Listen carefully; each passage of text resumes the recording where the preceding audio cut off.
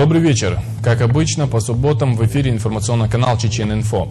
Главная тема прошедшей недели – 5-я годовщина со дня трагической гибели первого президента Чеченской Республики, героя России Ахмад-Хаджи Кадырова. Чеченский народ вписал в свою историю много имен, но особой значимостью в его истории стало имя этого человека. Чеченское общество никогда не забудет человека, который ценой собственной жизни остановил войну и сохранил тысячи и тысячи жизней. Ахмад-Хаджи твердо и решительно встал против угрозы, нависшей над чеченским народом, которого собирались сделать заложником планов международного терроризма и религиозного экстремизма, пустивших корни на нашей земле. Для этого необыкновенно мужественного, решительного и в то же время мудрого и проницательного человека важнее личного благополучия были честь, достоинство и свобода чеченского народа. Как сказал президент России Владимир Путин, Ахмад-Хаджи ушел из жизни в день общенационального праздника, в День Победы, и ушел непобежденным. В этот особый и значимый для всего чеченского общества день вся сегодняшняя наша программа посвящена светлой памяти этого выдающегося человека. Мероприятие приурочено к 5-й годовщине гибели первого президента. Будущие сотрудники МВД познакомились с историей становления чеченской милиции. Власти Грозного проводят ремонт жилья ветеранов Великой Отечественной войны. Этот человек прожил яркую и честную жизнь. Тагир Салаханов в еженедельной рубрике «Дайджест недели» размышляет о роли и месте в истории чеченского народа его первого президента. Кто, где и когда подчеркнул, что сердце Чечни – это не просто конструкция из стали и бетона, а эпицентр обновления исламской культуры. Постоянная рубрика «Тема инфо» о роли регионального общественного фонда имени Героя России Ахмата Кадырова в жизни Чеченской Республики. Обзор ключевых событий чеченской истории второй половины мая в истории Чеченской Республики. Немые свидетели, кадры видеохроники, в которых отображен лишь небольшой отрезок жизни Ахмад-Хаджи Кадырова.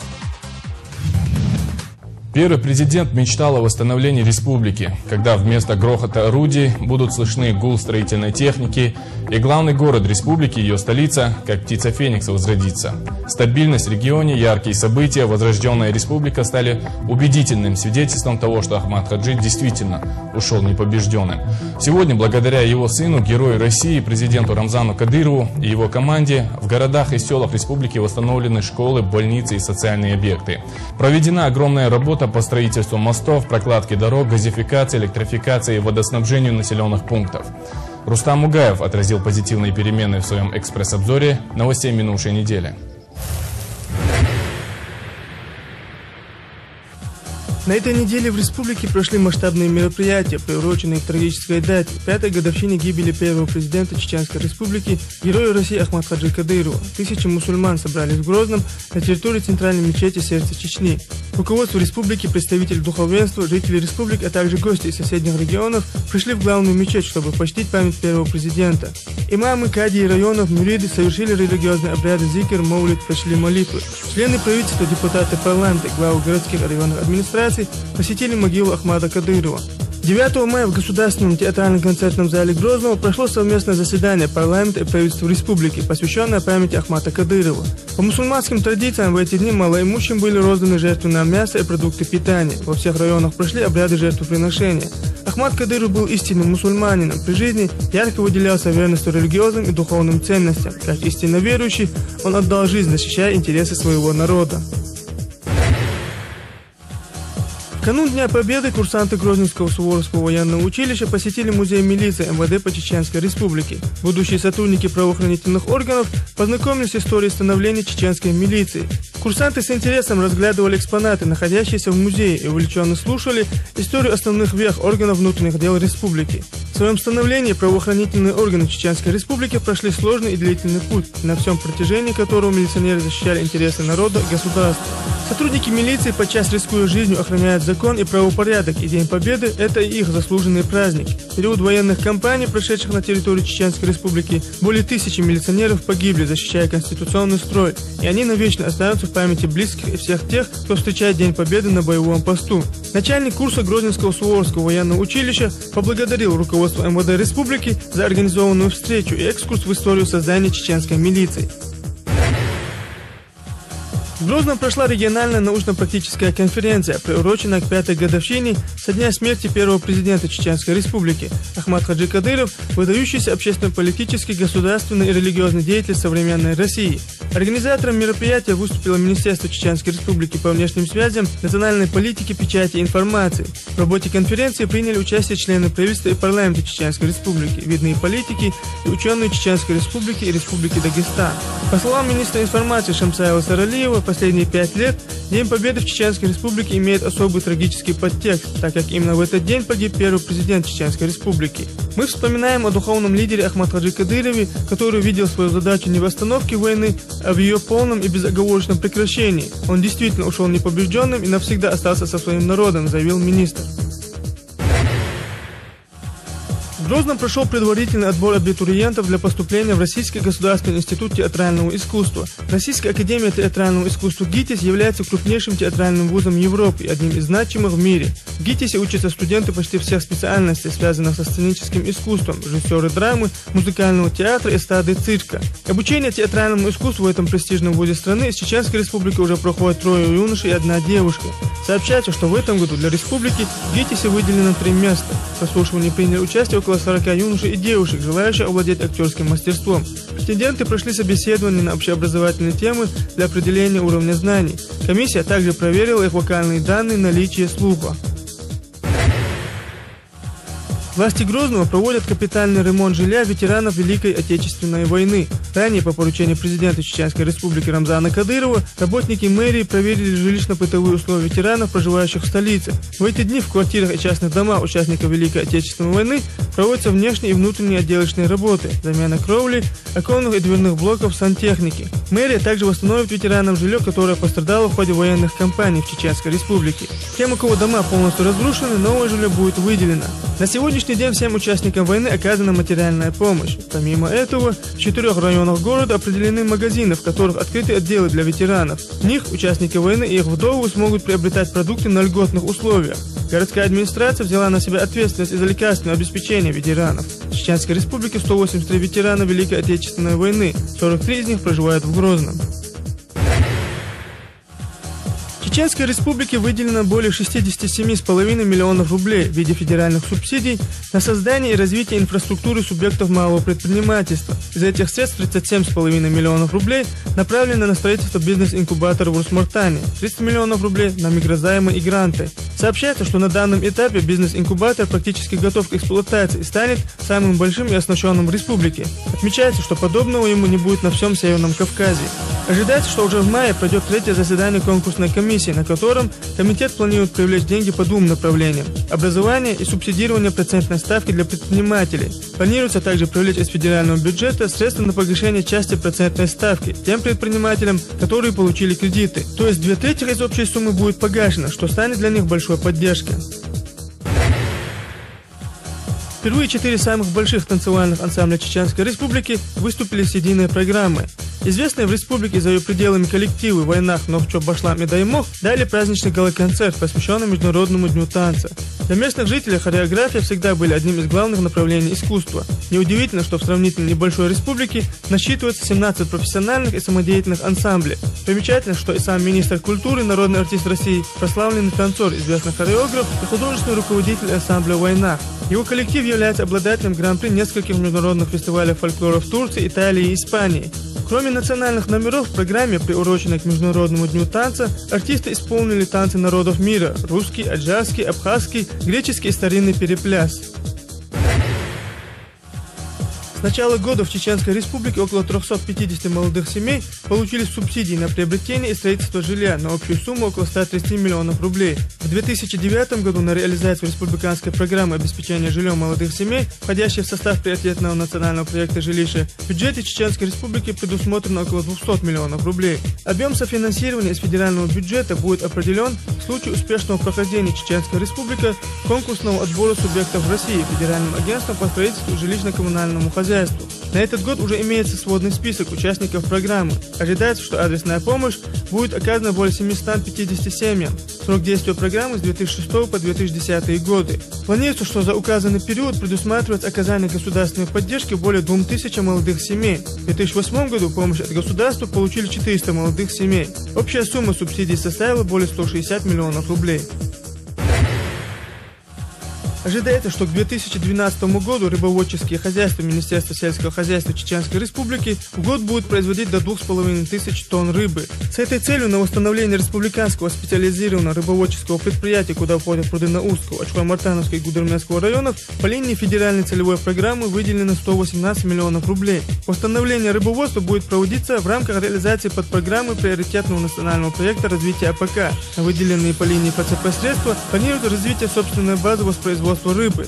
С этой целью строятся инкубатории, складские помещения для хранения кормов и другие объекты инфраструктуры. Также планируется восстановление гидротехнических сооружений. В республике также планируется создание форелевого хозяйства, по примеру соседних республик, имеющих горные реки с чистой проточной водой.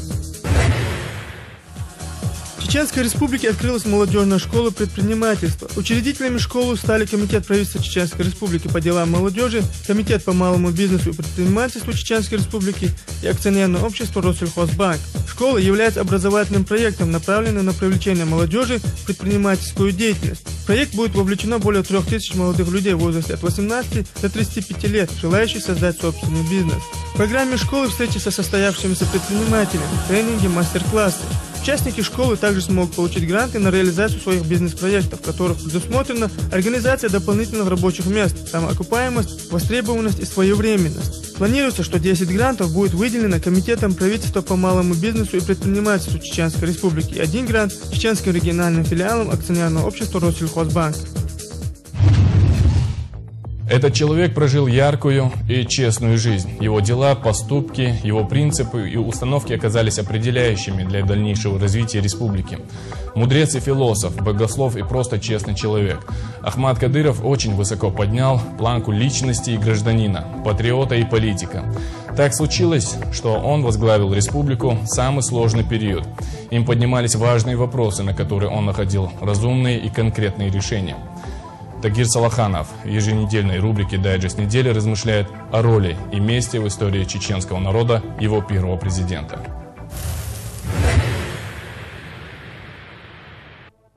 Сегодня на всем постсоветском пространстве отмечается великий праздник – День Победы над фашизмом. 20 миллионов жизней представителей более чем 100 народностей, населявших великую страну, было положено на алтарь этой победы.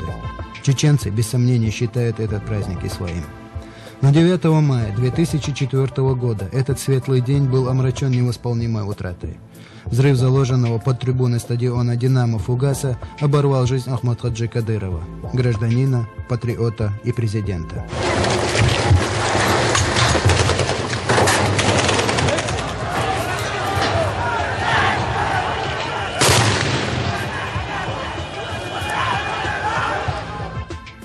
Уже в который раз страшный удар наносился чеченцам в дни всенародных праздников. 23 февраля, День защитника Отечества, был навсегда омрачен в лютом военном 44-м. Как правило, предательские удары всегда наносятся в самый неожиданный момент. Так случилось и с Ахматхаджи. На тот момент счет покушений, совершенных на президента Чеченской Республики, шел не на 1 десяток. Счет погибших в результате этого соратников и родственников, друзей и товарищей перевалил за 300. И каждый раз судьба оберегала его. Никто не мог и предполагать, что это случится на стадионе, в день всенародного праздника, в присутствии тысяч сограждан. Сама его смерть была очень символична. Он жил во имя своего народа и погиб у него на глазах. О таких людях, как первый президент Чеченской Республики, принято говорить. Оценку им даст сама история. Что ж, верно. Но многим ли было дано давать оценку истории самой? Каждый ли способен предвидеть ход ее развития? И, наконец, много ли тех, кому Аллахом дано быть одним из ее вершителей? Когда Ахмат Кадыров выступил против ваххабитов в 1998 году, тогда его, еще муфтия республики, обвинили в предательстве. Сегодня можно только догадываться, какое мужество было нужно, чтобы решиться на этот шаг. А в 1999-м Группа истинных патриотов, зачастую попадая под огонь федералов, которые по привычке били всех, уже с оружием в руках борется с теми, кто принес религиозную ересь и раздор чеченцам.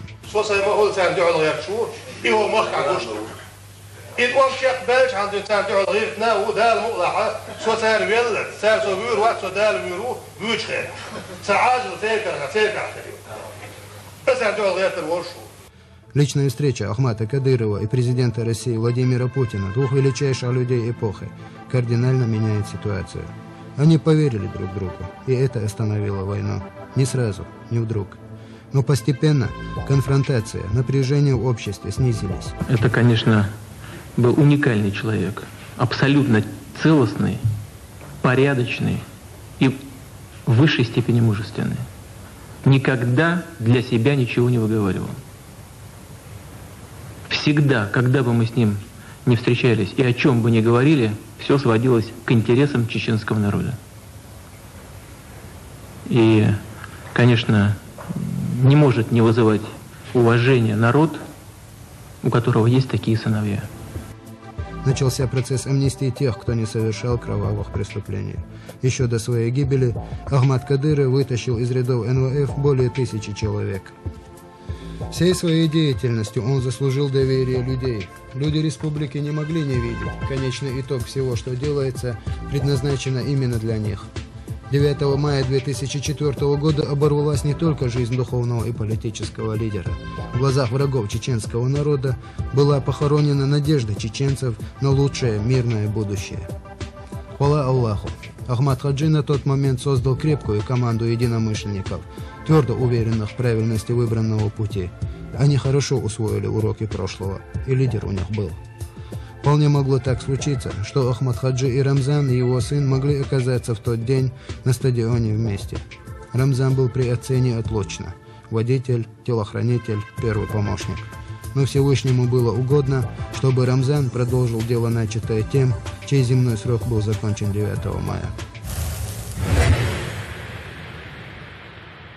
Рамзан лучше других знал чаяния и надежды отца, истинную его цель, а собственная энергичность и врожденный дар лидера позволили ему и команде Кадырова консолидировать разрозненное чеченское общество. Да, я не считал бы себя чеченцем, бросить все, уехать из Чечни и потом приехать и говорить, что я чеченец, что я что-то хочу для своего народа.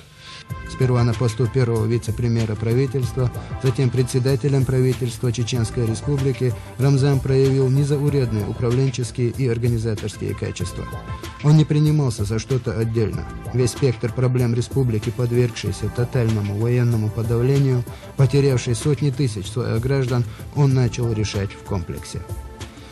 В начале 2007 года по представлению президента Российской Федерации Владимира Путина Рамзан Ахматович Кадыров утвержден чеченским парламентом на пост президента Чеченской Республики. Это открыло новую качественную страницу в мирном развитии нашей республики. Мне нравится строить, наверное, прошлое. Это от отца, который немало сделал для нашего народа. Заслуга Ахмата Кадырова перед чеченским народом, перед миром, в том, что он предвидел пути урегулирования страшнейшей несправедливой войны, знал пути выхода из тупика и до конца был верен долгу гражданина перед Родиной. Благодаря его несгибаемой воле и преданности делу, в которое он верил, Чеченская Республика восстала из праха. Ахмат Кадыров сочетал тонкий ум аналитика, глубину знаний ученого и обширное знание норм и принципов ислама. И применял все это с настойчивостью и воодушевлением патриота. Именно по его настоянию определение статуса Чеченской Республики и принятие Конституции было вынесено на всенародный референдум в марте 2003 года. Он был уверен, что мудрый и уставший от изнурительных войн народ выберет мир. У людей это последняя надежда. Последняя надежда, чтобы выжить. И они с этой надеждой пришли на эти выборы. И я говорил, и сейчас могу повторить, если эту надежду мы потеряем, то никогда мы больше к урнам этот народ не вытащим. Он предполагал, что города и села при правильном подходе будут восстановлены. Он верил, что сами жители республики это сделают своими руками. Он был прав во всем, что предвидел и ради чего отдал свою жизнь. Наследие Ахмата Кадырова – само современное устройство Чеченской Республики, ее повседневная жизнь, ее надежды и стремления. Этот человек прожил яркую и честную жизнь. Его дела и поступки, его принципы и установки оказались определяющими для дальнейшего развития республики. Мудрец, философ, богослов и просто честный человек. Ахмад Кадыров очень высоко поднял планку личности и гражданина, патриота и политика. Вечная память о нем будет лучше благодарностью потомков. Во многом чеченцы обязаны ему самой своей жизнью. И эта память нас не покинет. А каждый раз 9 мая мы будем отмечать День Победы. Победы духа над смертью, торжества справедливости и надежды на лучшее будущее. И всегда будем помнить, что именно 9 мая Ахмад Хаджи Кадыров победил навсегда. Сегодня великий день. День Победы Великой Отечественной войны, где стали жертвами миллионы невинных людей. Этот день отмечается сегодня во всем мире, потому что это победа над злом. Наш еженедельный обзор информационных сборов Чинета сегодня начинается с торжественно-траурных мероприятий, связанных с годовщиной гибели первого президента Ахмад Хаджи Кадырова, которые прошли в эти памятные дни в Чеченской Республике.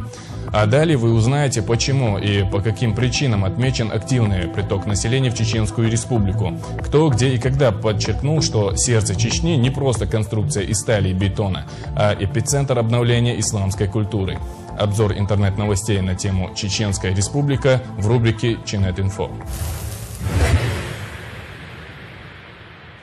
Информационное агентство «Грозный информ» на этой неделе тему трагической гибели первого президента Чеченской Республики и торжественно-траурных мероприятий, связанных с 5-летней годовщиной гибели первого президента Чеченской Республики Ахмада Кадырова, обозначило как главную тему недели. Агентство отмечает, что 7-9 марта в центральной мечети столицы прошли траурные мероприятия, посвященные памяти первого президента. 8 марта в Грозном прошла и церемония возложения цветов и венков к памятнику Ахмад Хаджи Кадырова. В течение всей недели во всех районах республики читали молитвы и вспоминали первого президента. Прошли акции оказания помощи малоимущим семьям. 9 мая в истории чеченского народа останется не только как праздник Победы, но и как трагическая дата. 5 лет назад в ходе парада, посвященного торжеству над фашизмом, преступникам удалось совершить свой кровавый замысел. Но враги просчитались. Сегодняшняя стабильность в регионе, яркие события, происходящие здесь, свидетельствуют о том, что он ушел непобежденным.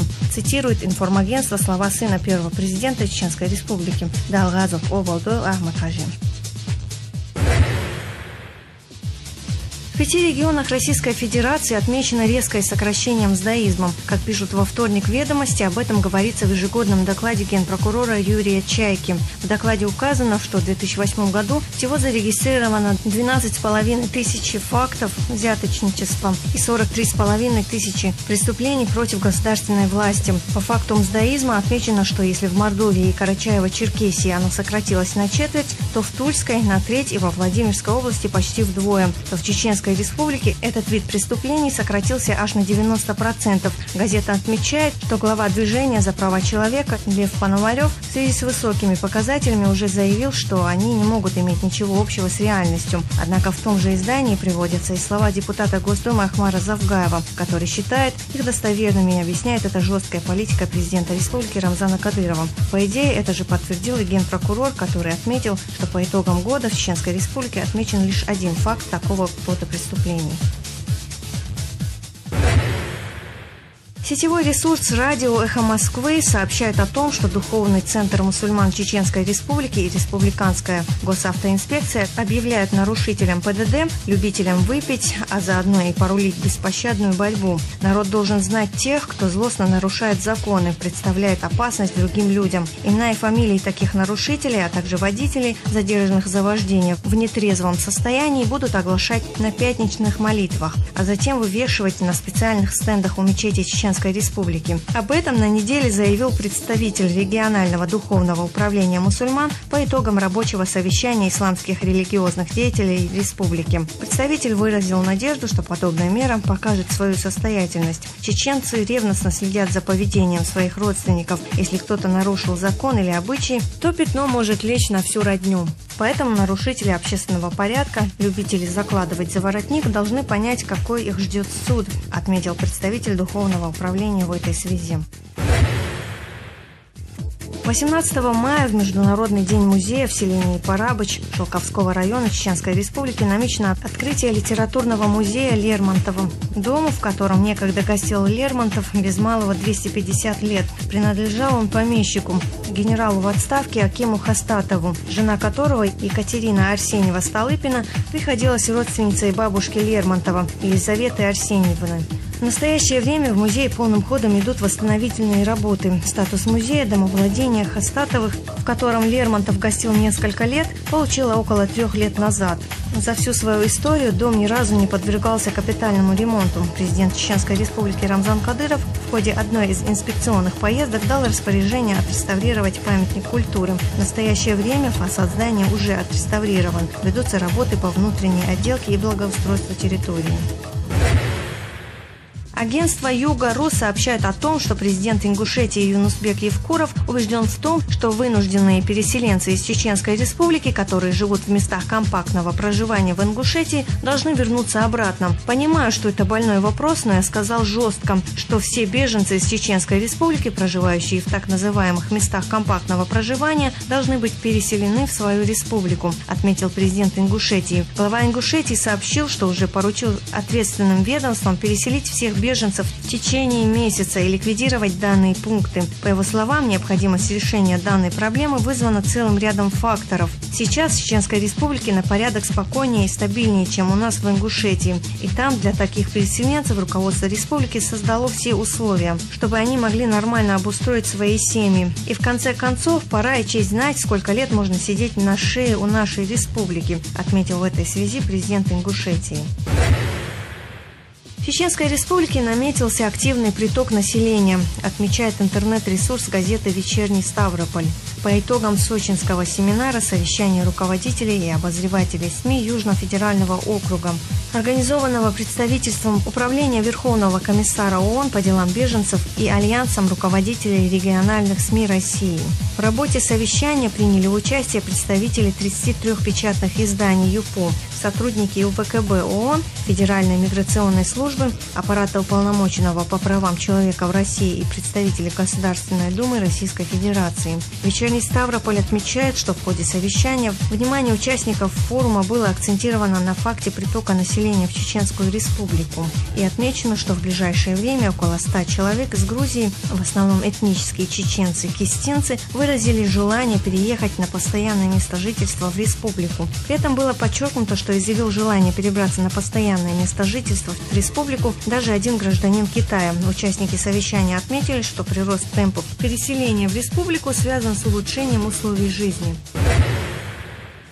Как сообщает информационное агентство «Грозный Информ», крупнейший на мировом рынке производитель бытовой техники Беко открыл свое представительство в Грозном. Таким образом, Чеченская Республика стала первым регионом Северного Кавказа, на территории которой открылся офис этой торговой марки. Как отметил генеральный директор компании Шатырылу Агузган, присутствием продукции торговой марки Беко в Чеченской Республике компания рассчитывает укрепить свои позиции на всем Северном Кавказе. По его словам, продукция компании, насчитывающая около 400 наименований товара, уже завозится в республику. Торговая марка Беко является одной из ведущих на мировом рынке. В распоряжении компании находится 9 заводов, которые выпускают около 6 миллионов электроприборов в год. Продукция постоянно совершенствуется и проходит обязательные тестирования. На сегодняшний день компания присутствует в более чем 100 странах мира. Аналитическое агентство «Автостат» выяснило, в каких регионах России ездят на самых старых и самых новых автомобилях. Как и следовало ожидать, наибольшее число пожилых машин сосредоточено на востоке страны, где люди в основном пользуются поддержанными японками. Так, в регионах Дальнего Востока доля транспортных средств, выпущенных до 1998 года, превышает 3/4 парка, почти 80%. Еще хуже дела обстоят в Магадане. Относительно неплохо на фоне остальных дальневосточных регионов смотрятся Чукотка, Хабаровский край и Якутия. В Приморье на долю авто старше 11 лет приходится также до 80% автопарка. На юге России старых машин более половины. В то же время хорошими показателями характеризуются Ростовская область и Чеченская республика. Доля новых машин в каждом из этих регионов примерно по 20%, тогда как в целом по ЮФО 15,8%. Ну а меньше всего автохлама в Москве, Татарстане, Пермском крае и Самарской области. Там на автомобили, выпущенные до 1998 года, приходится менее трети парка. Саперы Центра специального назначения МЧС России «Лидер», которые в середине апреля прибыли в Чеченскую республику, чтобы очистить от мин, снарядов и иных взрывоопасных предметов территорию одного из госхозов республики, начали использовать в работе специальный робототехнический комплекс. Специалисты из отряда МЧС «Лидер», которые занимаются разминированием земель госхоза «Заря», опробовали мобильный робототехнический комплекс, который предназначен для поиска и обезвреживания взрывоопасных предметов. До этого для обнаружения мин и не взорвавшихся боеприпасов они использовали только легкое оборудование и собак. Робот-сапер может осуществлять видеонаблюдение опасных участков и работать на расстоянии в 500 метров от оператора. Применение этого комплекса должно повысить результативность работы по поиску и уничтожению мин, фугасов, снарядов и иных взрывоопасных предметов на разминируемой территории. На этой неделе в Казани увидел свет третий выпуск научно-культурологического альманаха «Мовлид ан-Наби».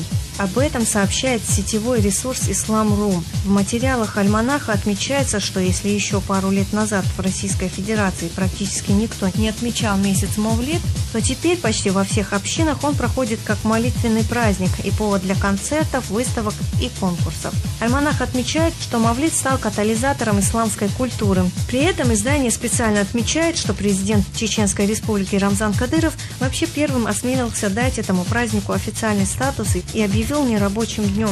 Авторы альманаха подчеркивают, что весь мир изумился размаху и красочному видеошоу с фейерверками, которое прошло в Грозном. Сердце Чеченской республики не просто конструкция из стали и бетона. Это эпицентр обновления исламской культуры с резонансом далеко за пределами республики, отмечает интернет-ресурс «Ислам.ру». Региональный общественный фонд, названный в честь первого президента Героя России Ахмата Хаджи Кадырова, был создан в мае 2004 года. Меньше чем за год своего существования благотворительный фонд развернул широкомасштабную деятельность. Сегодня фонд представляет собой мощную, сработанную структуру, которая во многом помогает республике в восстановлении культурной и социальной сфер жизни, помощи малоимущим людям, инвалидам и сиротам. Сотни и тысячи людей, которые уже получили помощь от фонда, выражают благодарность. Наша постоянная рубрика «Тема» о региональном общественном фонде имени Ахмата Кадырова.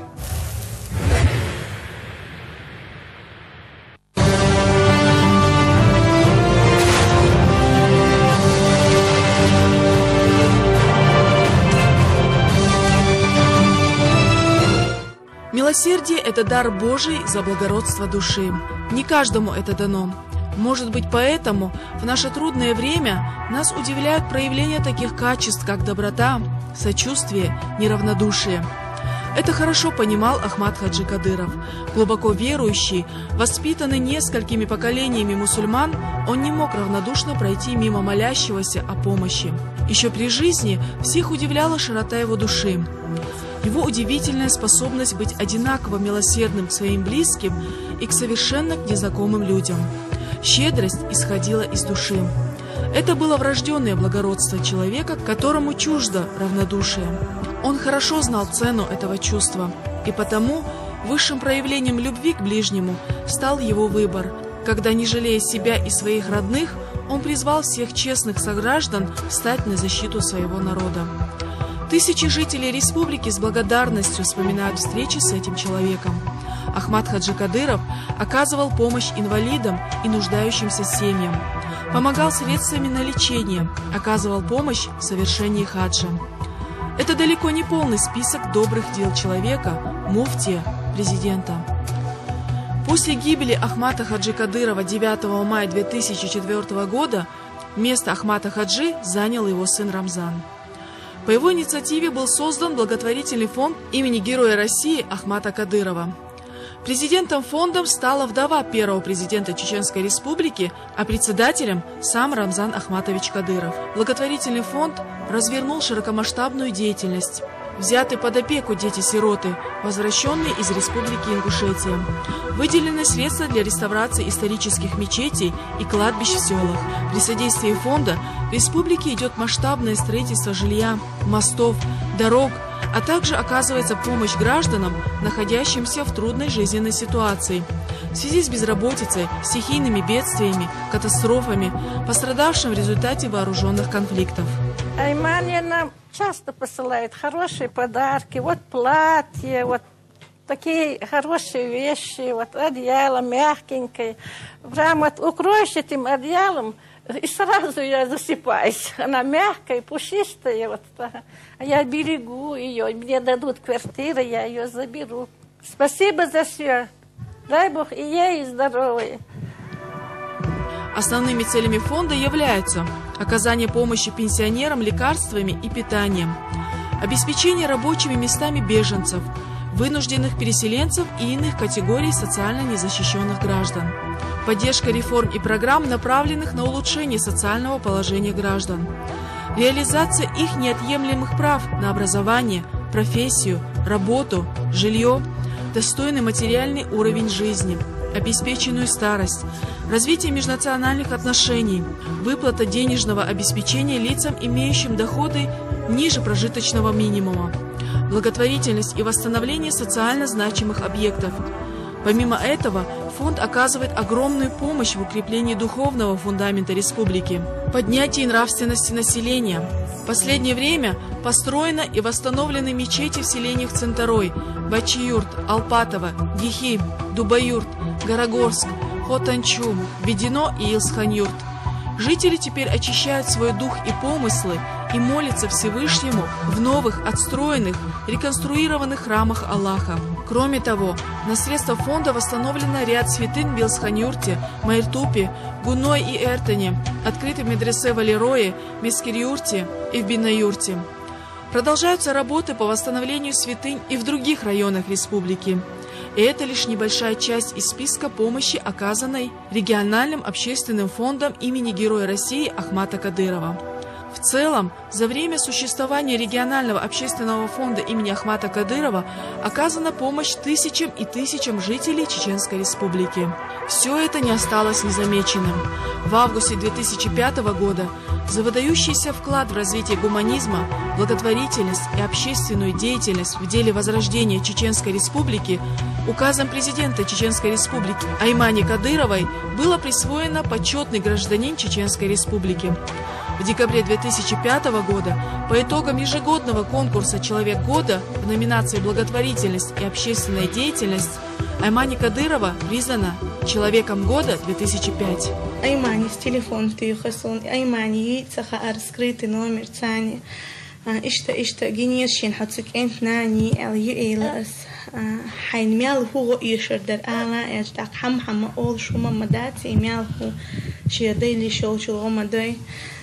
تأسئلة ديل عديد إشت المخد بصون تلا حيدا يحكي بولشو حيدا يشولشو غض حدا دقو قابل ديتشو تاك سيرونو تسوي لخش عمل تلايخ أيماني سئلة شيء يحاج تسيخن شيء يحاج أنت بيخيت على تليفون توغريون شيء تأحوي ديل إيش خاصتو أشمال دقلتنا عن مال دقيشي تريحون شائع تقطعتام شين خي تقصون هنا خل هاد بقل دويتي هاد ميم نميلتي هرسيب ليش شكا يخ شلخ تدينا ها أي ما يصدق تنشي أشياء أصلا وضع مش بيخير 300,000 أخشتايت ننصون أي ما يص بيزن ديل دال ساخ دويلتون اشتغل هريات آريا ترويوج عشيرسو. С начала своей деятельности президент фонда Аймани Несиевна Кадырова и председатель фонда Рамзан Ахматович Кадыров поставили в приоритет деятельности фонда строительство и восстановление социальных, культурных и жилых объектов Чеченской Республики, оказание благотворительной помощи малоимущим семьям, инвалидам, сиротам и людям, попавшим в трудную жизненную ситуацию. За небольшое время работы регионального общественного фонда оказана помощь тысячам людей. Построено и сдано в эксплуатацию тысячи квадратных метров жилой площади. Проведена огромная работа по строительству мостов, прокладке дорог, газификации, электрификации и водоснабжению многих населенных пунктов республики. Свет и газ проложены во многие горные населенные пункты, где даже в самые лучшие советские времена таких благ не было. Фонд также спонсирует мероприятия республиканского, всероссийского и международного значения. Это международные спортивные турниры, конкурсы, культурно-массовые мероприятия. Одним из самых ярких примеров стал международный конкурс журналистов «Золотое перо». Целью данного конкурса и главной темой его является укрепление дружбы и добрососедства между народами всего мира. В городе Гудермесе хорошо знают спортивный комплекс «Рамзан». Здесь проходят подготовку будущие звезды российского бокса, борьбы, восточных единоборств.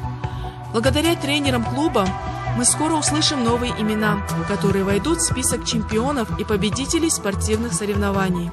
Встреча в прошлом году со спортсменами из Японии – яркое тому доказательство. Спортивный клуб – это не только желание занять досуг молодежи полезным занятием. Это прежде всего забота о здоровье нового поколения. А это уже политическая задача. В планах Рамзана Кадырова расширение филиалов клуба, чтобы большое число молодежи могли занять себя, увлечься спортом, настроиться на созидательную жизнь. Мне бы хотелось заниматься, изучать историю религии нашей. А еще я хочу стать врачом. Всем приходится помогать, а я хочу помогать людям. В тот момент, когда у меня стоял аппарат, мне трудно было, у меня рука каждый день болела. Я почти сидел на таблетках, каждый день пил таблетки. Сегодня деятельность фонда во многом помогает республике, в частности, восстановлению культурной и социальной сферы, помощи малоимущим людям, инвалидам и сиротам. Сотни и тысячи людей, которые уже получили помощь от фонда, выражают свою искреннюю благодарность президенту Чеченской Республики Рамзану Кадырову.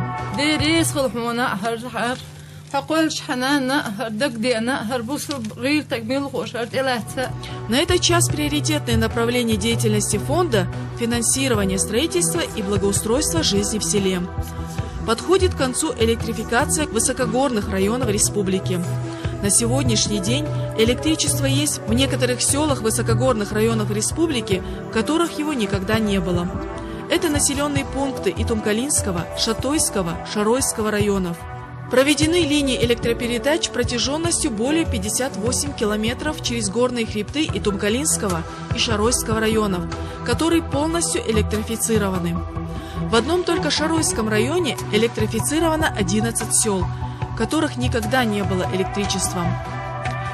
Водопроводы и газопроводы, жилье для нуждающихся категорий граждан, детские дома, интернаты, дороги и мосты, спортивные оздоровительные сооружения, детские и молодежные центры, мечети, медресе, святыни, школы, больницы, республиканские мероприятия и массовые акции, промышленность, сельское хозяйство, материальная помощь инвалидам и нуждающимся, помощь на лечение, культурно-массовые мероприятия.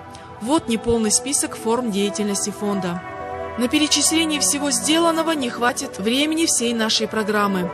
Как и Ахмат Хаджи Кадыров, фонд его имени оказывает и меценатскую помощь ученым, актерам, спортсменам, писателям и журналистам. Деятельность фонда – это не только дань моде или пиар-компания. Это возвращение к лучшим традициям чеченского народа, народов Кавказа. И потому у фонда имени Героя России Ахмата Хаджи Кадырова большое будущее. Фонд Кадырова – всего лишь один из способов помочь не только отдельному человеку, но и всему нашему народу. Главное, что у жителей появляется крыша над головой. Все больше людей начинают спешить на работу, а по улицам забегали дети со школьными портфелями. Республика собрала все силы, чтобы подняться из руин. В Москве трудно понять, с каким наслаждением мы гуляем по восстановленному проспекту имени Ахмата Кадырова. Какую радость у нас вызывает каждый новый дом, построенный на месте взорванного. Каждая новая школа, каждая новая больница, каждая новая детская площадка. Республика оживает. Люди наконец поверили. Войне, страху и страданиям пришел конец. И немалая заслуга этой уверенности граждан в завтрашнем дне принадлежит и фонду имени первого президента Ахмата Хаджи Кадырова.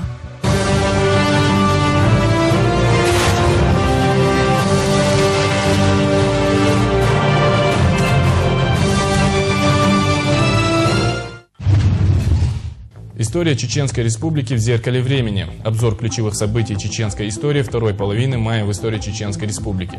На этой неделе в это зеркало попали встреча Бейбулата Таймиева с генералом Тормасовым, восстание под руководством Байсангура и Султан-Мурада Биноевского, открытие в Грозном студии Национального театра и указ Владимира Путина от 10 мая 2004 года за номером 819 об увековечении памяти Ахмата Кадырова за мужество и героизм, проявленные при возрождении Чеченской Республики и борьбе с терроризмом, Ахмату Кадырову присвоено звание Герой России. Итак, хронология памятных дат в рубрике «Хронограф». В мае в Тифлисе прошла встреча Бейбулата Таймиева с генералом Тормасовым. Цель встречи – переговоры о взаимоотношениях Чеченской Республики и России. Таймиева можно считать первым чеченским дипломатом, потому что именно он в разгар столкновений горцев с регулярными войсками предпринимал немало усилий для переговоров. Таймиев был гибким политиком и дипломатом. Интересы своего народа он хотел совместить с интересами России, чтобы гарантировать добрососедские отношения. В этой связи он неоднократно встречался и с царским наместником на Северном Кавказе генералом Ермоловым. Таймиев устанавливал также дипломатические контакты в Иране и Турции. В российских источниках Таймиев впервые упоминается в связи с событиями 1802 года. В очерке «Путешествие в Арзрум» великий русский поэт Пушкин пишет: «Славный Бейбулат, гроза Кавказа, приезжал в Арзрум с двумя старшинами черкесских селений. Они обедали у графа Паскевича». 14 июля 1831 года недалеко от укрепления Тангичу Бейбулат Таймиев был убит предательским выстрелом в спину. 7 апреля 1830 года в крепость Грозную в составе Московского пехотного полка прибыл русский поэт, рядовой Александр Полежаев. Сын помещика и крепостной Полежаев, автор знаменитой поэмы «Сашка», пронизанной вольнолюбивым духом, содержащей нелицеприятные характеристики царя. В 1827 году унтер-офицер Полежаев был разжалован солдаты за самовольную отлучку, расцененную как дезертирство.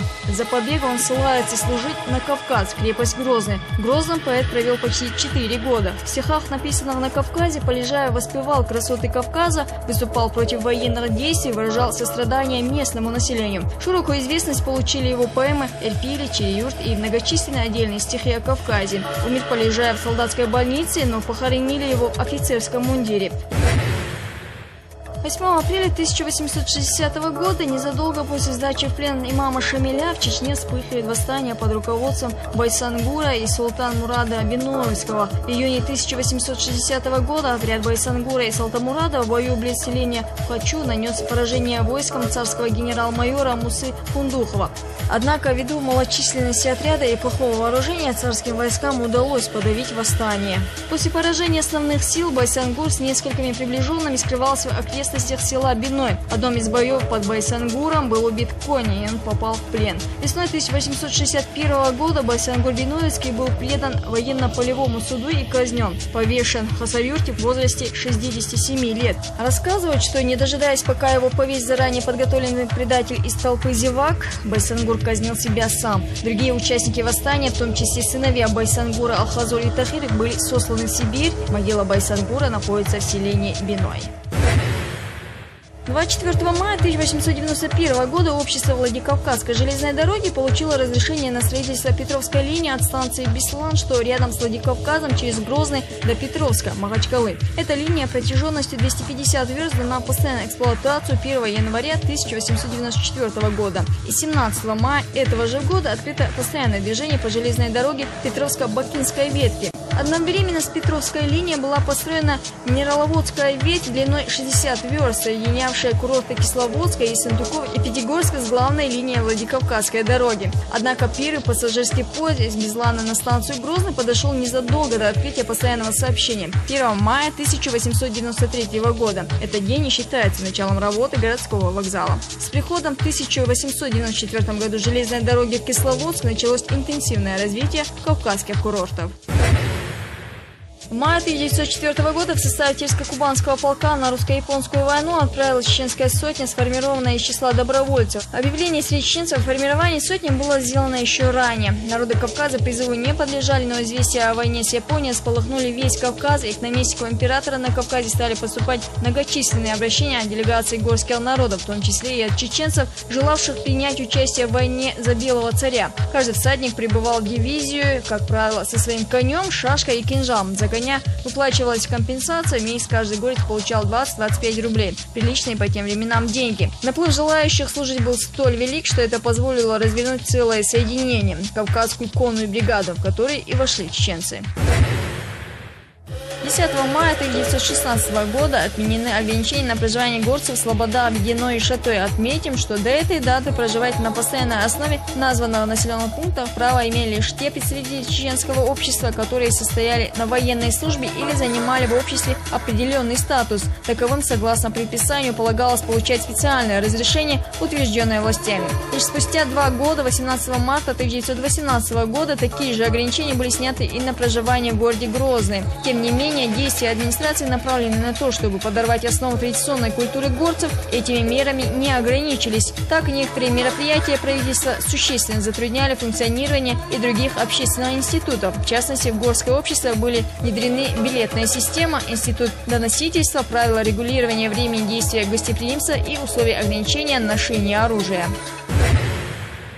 1 мая 1931 года в Грозном открылась студия Национального театра. Первым директором театральной студии стал Магомед Яндаров. В студию было набрано 45 человек, в основном из художественной самодеятельности, из них 9 женщин. По тому времени это была целая революция. Впервые в истории Чечни женщина выступала вместе с мужчиной на сцене. В 1933 году студия стала называться Чечено-Ингушский драматический театр. Отметим, что до 1928 года чеченцы своего профессионального театра не имели. Первый драматический кружок в Чечне был организован в 1928 году все тем же Магомедом Яндаром. Группа набиралась из числа слушателей областных курсов низовых работников по коренизации аппарата. В помещении курса была устроена примитивная сцена. Здесь, просиживая ночами, Яндаров репетировал со своими самодеятельными артистами свои и пьесы драматургов Шарипова, Эльдарханова и Саида Бадуева. В мае 1956 года представительная делегация от имени чеченцев и ингушей прибыла в Москву с целью добиться встречи с первым секретарем ЦК КПСС Хрущевым по поводу вопроса восстановления чечено-ингушской автономии. Эти события и стали своеобразным началом возвращения депортированных в 1944 году чеченцев на свою историческую родину. Чуть позже, в июле этого же года, с такой же миссией в Москву прибыла и карачаевская делегация. Встреча этой делегации с Никитой Хрущевым состоялась 4 июля. На 20-м съезде КПСС Хрущев обвинил Сталина в необоснованном массовом выселении со своих родных мест крымских татар, чеченцев, ингушей, калмыков, карачаевцев и других народов СССР. В 1957 году репрессированные при Сталине народы, в том числе чеченцы и ингуши, были частично реабилитированы, и чуть позже была воссоздана Чечено-Ингушская ССР. На всем постсоветском пространстве начался раздел между новыми независимыми государствами, бывшими союзными республиками, войск, инфраструктуры, вооружения и имущества вооруженных сил СССР, преобразованных в Объединенные вооруженные силы СНГ. В этой связи 7 мая 1992 года президент Российской Федерации Борис Николаевич Ельцин подписывает указ о создании вооруженных сил Российской Федерации. Уже с ноября 1991 года на территории Чеченской Республики начинается захват сторонниками Дудаева военных городков, вооружений и имущества вооруженных сил и внутренних войск. К концу ноября 1991 года Дудаев издает указ о национализации вооружения и техники воинских частей, находящихся на территории республики, и к 8 июня 1992 года все федеральные войска покидают территорию Чеченской Республики, оставив большое количество техники, вооружения и боеприпасов. Эти события и стали своеобразным началом 2 военных кампаний в Чеченской Республике. 9 мая 2004 года в Грозном на стадионе «Динамо», где проходил концерт по случаю Дня Победы, прогремел мощный взрыв, в результате которого погиб первый президент Чеченской Республики, Герой России, видный чеченский религиозный и государственный деятель Ахмад Абдулхамидович Кадыров. 10 мая 2004 года Владимир Путин подписал указ об увековечении памяти Ахмада Кадырова указом президента Российской Федерации за номером 819, которым за мужество и героизм, проявленные при возрождении Чеченской Республики и борьбе с терроризмом, терроризмом Ахмаду Кадырову присвоено звание Героя Российской Федерации. Этим же указом предписано присвоить его имя одной из площадей в Грозном и школе, в которой он обучался. Президент также рекомендовал властям Москвы рассмотреть вопрос об увековечении имени Кадырова. Сегодня именем Ахмада Кадырова названы школы, улицы как в Чеченской Республике, так и за ее пределами. Ахмад Хаджи Кадыров верил в свой народ и положил жизнь на алтарь во имя своего народа и своей веры. Ахмад Кадыров внес неоценимый вклад в историю в деле достижения мира и согласия Чеченской Республики и укрепления России, обеспечения ее целостности, противодействия политическому сепаратизму, религиозному радикализму и экстремизму. В небольшом фильме, который мы запланировали показать сегодня, не будут соблюдены законы жанра, не будет комментариев и громких слов. В нем лишь кадры и видеохроники, в которых отражен лишь небольшой отрезок жизни первого президента. Человека, который сумел остановить кровопролитную войну и обеспечить своему народу будущее. Это будущее мы наблюдаем уже сегодня в наших отстроенных городах и селах, в улыбках наших родных и близких, в каждой семье, в каждом доме. Мы уже привыкли к жизни без войны. Привыкли к каждому новому дню без обстрела и зачисток. Привыкли к миру. За него заплачена высокая цена.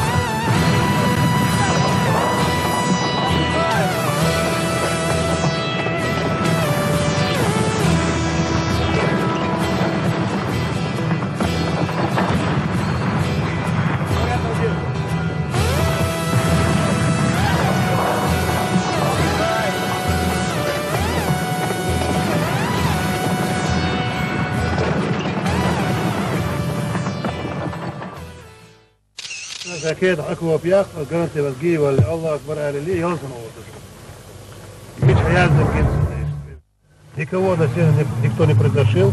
Я сегодня даже сказал, если сейчас кто-то сомневается, пусть свой автомат берет и идет обратно. Своей дорогой, да. А кто пришел, я чеченец, я мусульманин, я верующий. Я знаю, что это нет той войны, которую преподносят те эмиры, у которых семьи давно за рубежом.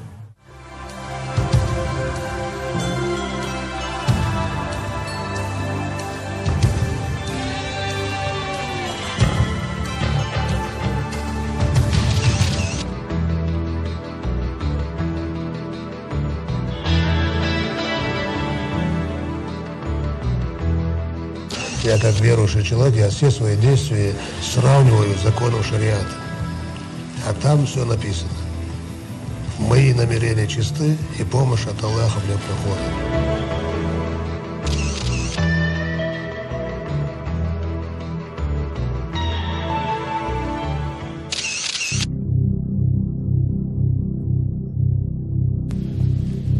Этот день отмечается сегодня во всем мире, потому что это победа над злом. Война убивает. Сегодня Чеченская Республика тоже не один день, не один месяц, не один год терпит то же самое. И я призываю вас относиться добросовестно и честно к своему дому. Я пожелал хочу всем нам мира, не только в Чеченской Республике, не только в Южном федеральном округе, но и во всей России, во всем мире.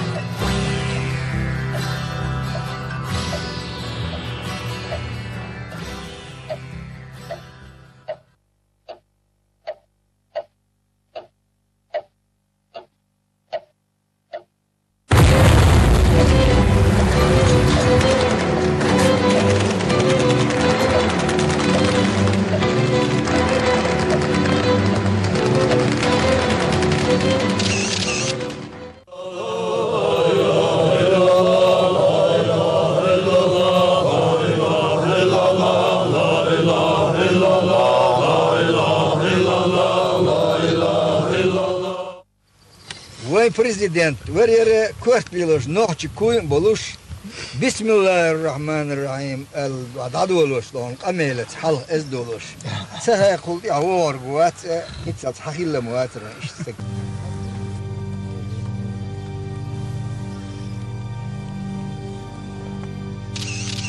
Это, конечно, был уникальный человек, абсолютно целостный, порядочный и в высшей степени мужественный. Никогда для себя ничего не выговаривал. Всегда, когда бы мы с ним не встречались и о чем бы ни говорили, все сводилось к интересам чеченского народа. И, конечно, не может не вызывать уважения народ, у которого есть такие сыновья.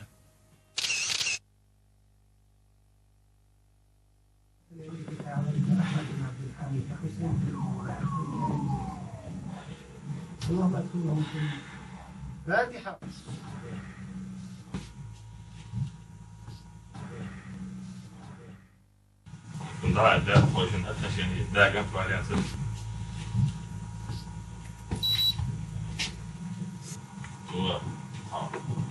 Очень дёхро, захал замыл има. Она после больше. Положение истинчина свой дала, очень арутно. Очень на после бац, там может сделать, вот я делать, да, хило. Ша Deelda, groot She zou doen. In alle kies wordt ik dan allemaal terug uit nul zitten. Ook hier, nou hoor. Zij zien ja, wacht er wel. Zeg, ik amel die was alles zo baag was zo aan haar was gewoon ook ja dat. Dat is gewoon dat je dat je dan aan haar was doe ja dat is wat dat is dat doen dat die werking wordt. Zoals we het universiteit Chavez. Ja, we gaan naar de snel door voor het om en doen check dat die zo alla. Hij met jou voor mij uit doen. Dat is wel daar nog zo een president hoe. Zo was hij nou was. Nou daar was procent. Dat is ja, in daar dan. Ja, weet je dus. Dit hallo.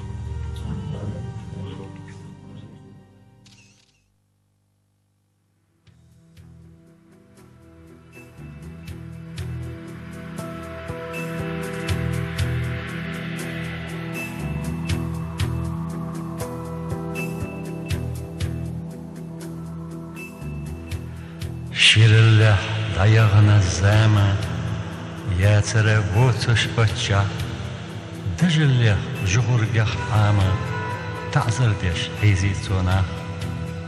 Geyner çu selkhani hajna, qanin uydanaş yaş, vina fa khartsunaş hashna, ba'una khulqi adyaş.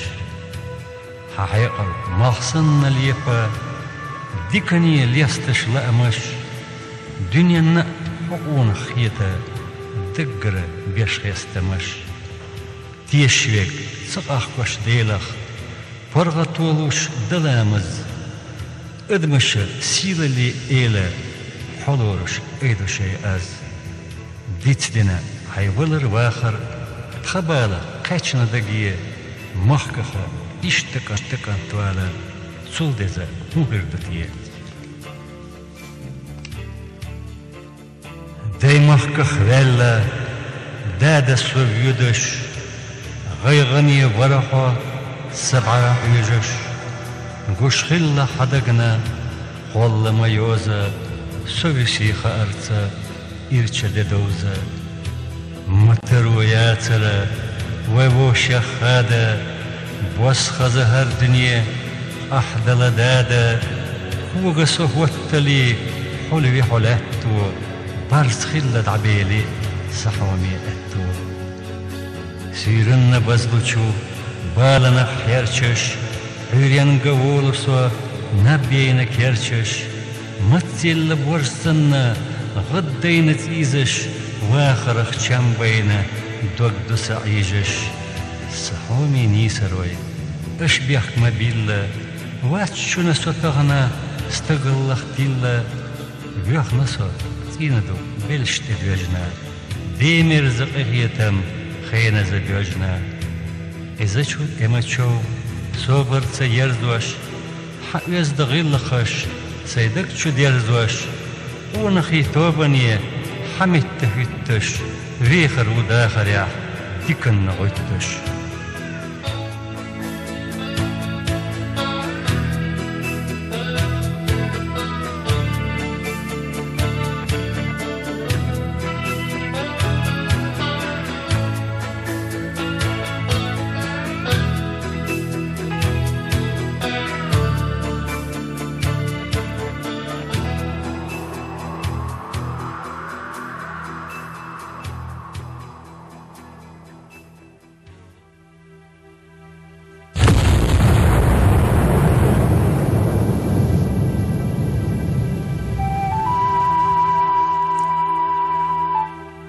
خش غلقي تكير يلي رمزان ححيزة لحستنا تتوش لي خلاح دوات خلال رخ نقبلي أدمالخ دزنا دوات خلاح زيش يسچو اويلن صدق إما قيسوش واتشن وشخلي ديلا لحقا حيث انچو بيزما خودك چو تيسوش أخاد مدتا وشي خطا سخل يشخل شي يزدر خوجيني أسر لح دل خدق ونخ چدوك نانمو حبرگي خخبيز دچامي يزخل ليلر بر خزبيش دايموك يسچو اويلن صدق إما قيسوش واتشن وشخلي ليلا لحقو حيث انچو بيزما خودك چو تيسوش أخاد مدتا وشي خطا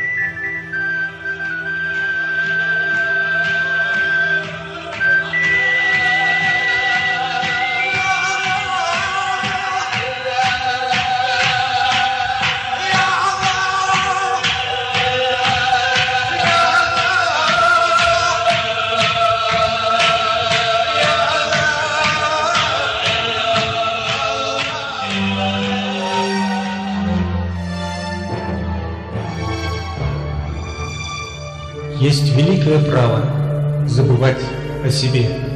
Есть высокое право пожелать и посметь. Стала вечной славой мгновенная смерть.